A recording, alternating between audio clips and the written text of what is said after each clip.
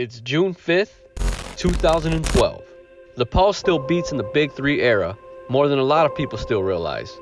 And it carried the Celtics to a stunning big-time series, altering 94-90 victory over the Miami Heat that Tuesday night in Game 5 of the Eastern Conference Finals. Up by Rondo.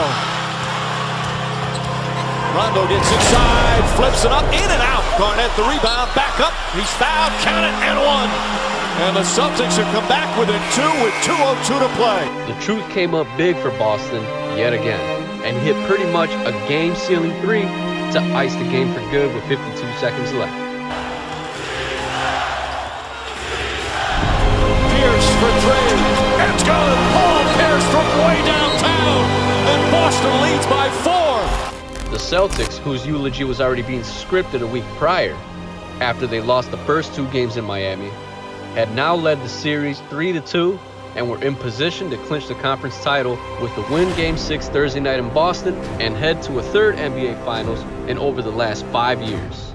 The home teams have won both home games prior to Game 5, but this game, they showed their heart along with their fight. History now favored Boston. In 164 previous series that were tied 2 games apiece, the Game 5 winner had gone on to win the series 137 times. Nothing was mounting the amounts of pressure that was piling on the King. You see, unless you've been hiding under a rock for over the previous 8 seasons, then we all know about some of the King's shortcomings. Previously, just 12 months prior, the NBA Finals. Miami Heat, the most scrutinized team in NBA history, with their larger-than-life Big Three. If you're not exhausted tonight after playing this game, you didn't play hard enough, man. The Dallas Mavericks are NBA champions. For the Miami Heat, a stunning ending. You know, that loss, that heartbreak was the best thing that ever happened to me. LeBron had become the biggest laughingstock, the biggest joke, the biggest and easiest target for many fans and media members out there. Guys go on stage and talk about they're going to win not 1, not 2, not 3, not 4, not 5, not 6 championships. No, we're sitting at home like, oh, you think it's that easy, huh?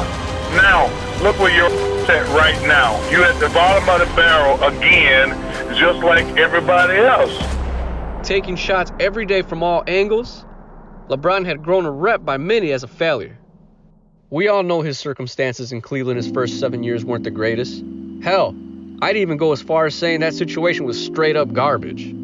Truth be told, he was the chosen one as dubbed by Sports Illustrated. Okay. The mass media, Skip, from the time this kid was 15 years old, was saying, as we so unfairly and often do, here he is, the next one. I don't believe that LeBron James discouraged those. No, he didn't discourage it, but at 16 and 17 and 18-year-old, do you know how to do that? Okay, what we've seen now, period, end of story. LeBron James was made for the regular season. He's a regular season dynamo. He's made for our Sports Center plays of the night because he's always #1 in the regular season. But come postseason time, he can't stand up to the pressure. The higher the expectations, the worse he performs. Right. Period, end of story. He's the most overrated, overhyped superstar in my history in this business. Seriously. That's my bottom line to this discussion. That's a very fair, I would say that's fair. Truth is, from the start, I saw Batman talent, supreme talent, the biggest talent I've ever seen in the NBA. But the intangibles are much closer to Robin. He's Robin more than he's Batman. He's Pippen more than he's Jordan. I think that's a legitimately fair point. The answer to the question everybody wants to know. LeBron, what's your decision? In this fall, man, it's very tough. In this fall, I'm going to take my talents to South Beach and join the Miami Heat.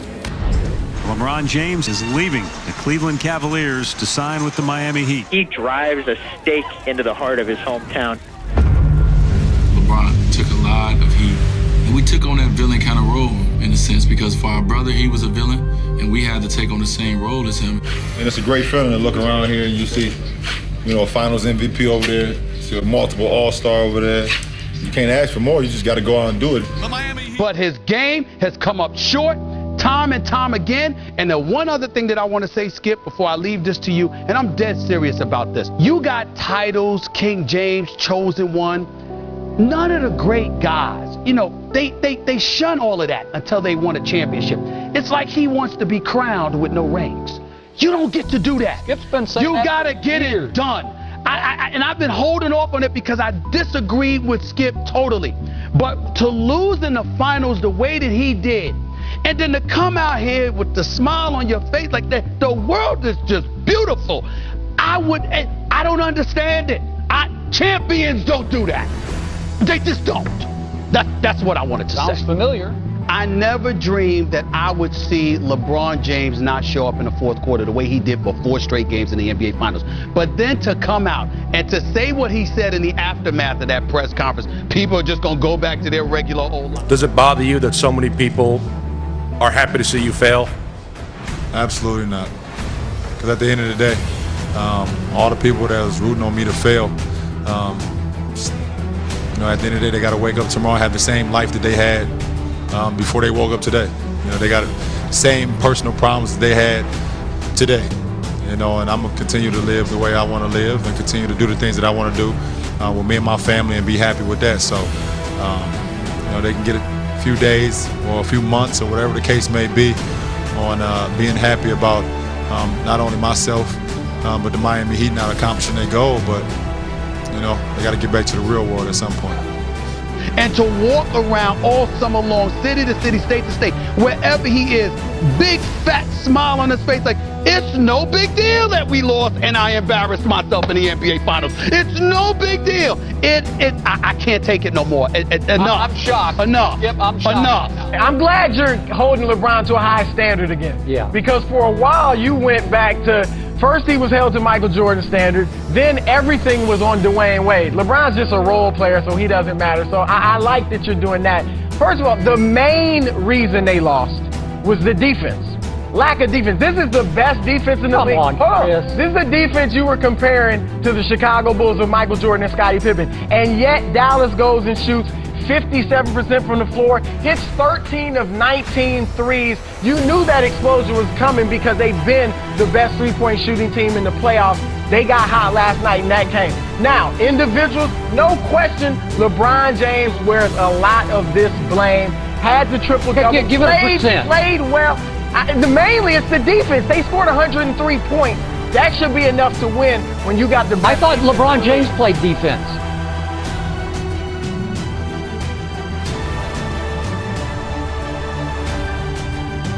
Celtics, Miami, this final.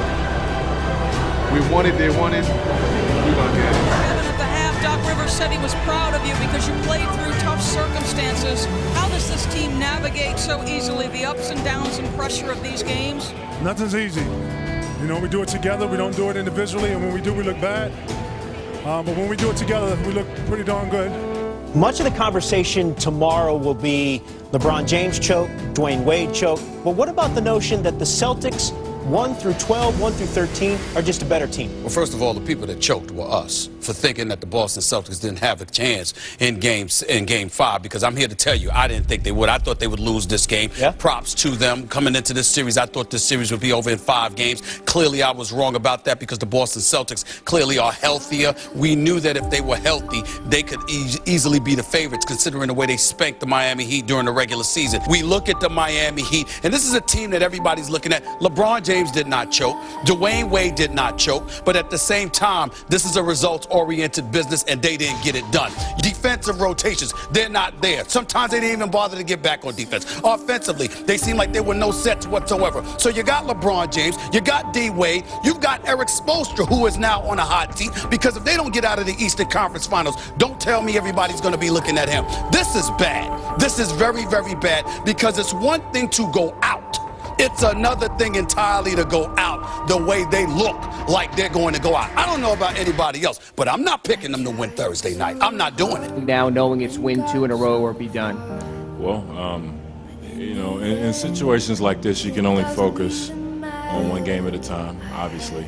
We know what we have to do. I mean, it's pretty simple. It's no reason to really dwell on it and think about it a lot. We have to go to Boston and win.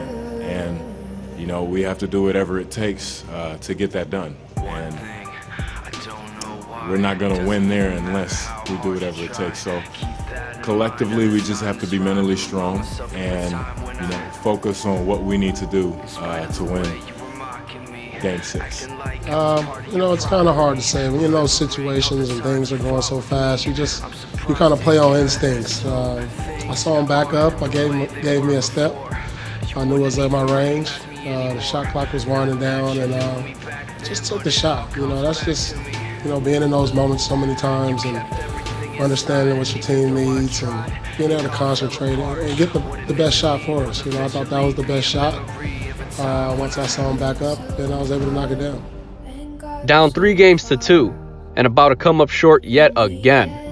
The big three that rocked the NBA by signing together in 2010 now have rumblings of breaking up after just 2 seasons if they didn't get the job done. The big three of Boston wasn't ready to die, and were making one last push at an NBA title. One thing was for sure, no matter who was on the court, this was all going to fall on LeBron. His legacy literally on life support, and the whole world ready to pounce on him. What was about to happen is arguably the greatest performance the NBA has ever witnessed. LeBron James took his talents to Boston Thursday. But was it enough to force a Game 7 in Miami Saturday? Now, it's not hyperbole to say the immediate future of the Miami Heat franchise was riding on the outcome of Game 6. And whenever there are stakes like that for the Heat, that means most of the responsibility falls on LeBron James. It's Game 6 of the Eastern Conference Finals between the Celtics and the Miami Heat. Boston with a 3-2 edge and a chance to move on and play in the NBA Finals. Wade double teamed as he has seen all series long. Chalmers spots up, and that's a 3. And Mario Chalmers has shown throughout his brief career, Jordan James the rebound. He's only shooting 29% downtown. James blows past Pearson, throws it down, and the Heat quickly with a 4-point lead.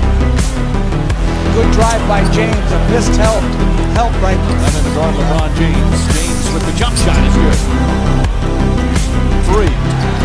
Difficult shot from James, gets it to go. Looks sloppy, they've got 4 turnovers. James on the run, gets inside, count it, and 1. And here the transition basket. James for 3, puts it in. LeBron James from downtown. James spins, trying to draw some contact. Very difficult to balance up on. James again, really flashed down low against Ray Allen. Turns, little jump hook won't go. James comes flying in and throws it down. He's got 27 first half points. Of course, some extra special passes as James hits another. Pass inside, deflected. Rondo trying to poke it away, and James now the jump shot has been going in all. How they're playing right now offensively. James for 3, does it again. Back to their zone. James again. Impressive, dominant performance. James flips it up left-handed, banks it in. He's got 45. Conference finals all tied at 3 games apiece. LeBron, no player has to play under the kind of scrutiny and pressure that you do. I felt like I was aggressive from the opening tip, and the guys kept continuing to find me, and I tried to keep it going. I felt like that a few times, in this postseason. And it's a great feeling to be in when you feel like everything you put up was going in. But I didn't need any extra motivation in this game. I just went to my habits, what I've built, ever since I started playing this game. One of the best I've seen, one of the best this league has ever seen, and he's helped us a lot so we can live to play another day. He played amazing. He was locked in from the beginning of the game, like I've never seen him before. The shots he was making was, unbelievable. He really put on the MVP performance tonight. He came out with an attack mentality right from the get-go, and that just pumped the entire team up with a tremendous amount of confidence. He hit a lot of shots that he hasn't been really making all series. A lot of fadeaways from the elbow. We live with that. Sometimes superstars get hot. It was a matter of too much LeBron. He was absolutely sensational. Made every shot, set the tone for their whole team. I hope now you guys can stop talking about LeBron and that he doesn't play in big games. He's pretty good tonight. Stephen A. Smith joins us live from Boston right now. Stephen A., Eric Spoelstra said about LeBron's performance tonight, quote, "Nobody likes getting dirt thrown on your face before you're dead." How would you describe LeBron's performance? I thought it was sensational, spectacular, and any other superlative that you want to throw out there. He was simply a one-man show. We can look at the stat sheet. We can see that Dwayne Wade scored 17 points. We can see that Chris Bosh played 28 minutes. We can pick apart anything you want to. The only stat that matters is the stats associated with LeBron James, because he was a one-man show in Game 6 tonight in Boston. 19 for 26 shooting from the field, 12 of 14 in the first half. He did what he wanted when he wanted. Long-range jump shots, mid-range jump shots, attacking the basket, dunks. He did whatever he wanted to do to whoever Doc Rivers put in front of him as his sacrificial lamb. He was completely dominant. And he did it with ease. He barely broke a sweat. It was almost scary to watch, to be quite honest with you. Hey, Stephen A., remember that Paul Pierce three that got LeBron in the face? You think he took that personally? No, I don't think so. I mean, it's one of them things where Paul Pierce was shaking his head, talking about, he can't hold me, he can't hold me. I think he took that personally more than the three. Anybody can make a shot, and certainly if somebody's going to make a shot, it's going to be somebody like Paul Pierce. Not tonight, by the way, but any other night. But obviously, if you're running down the court and all we're seeing are highlights of Paul Pierce shaking his head, talking about how he can't hold me, he can't guard me, that is something a great player should take personally. And I don't think it was an accident that Paul Pierce was absolutely atrocious tonight. Normally, he's not like this. Expect him to be a lot better in Game 7 because he's called the truth for a reason. But in Game 6 tonight in Boston, it was one of the most awful performances you will ever see from Paul Pierce. He didn't look like he could hit himself, let alone a shot. It was that bad. But I think he will make amends for it to some degree in Game 7. You and Skip Bayless tomorrow morning on First Take, and you giving it to Skip, right, about LeBron James. Oh, he'll find something to say, Linda.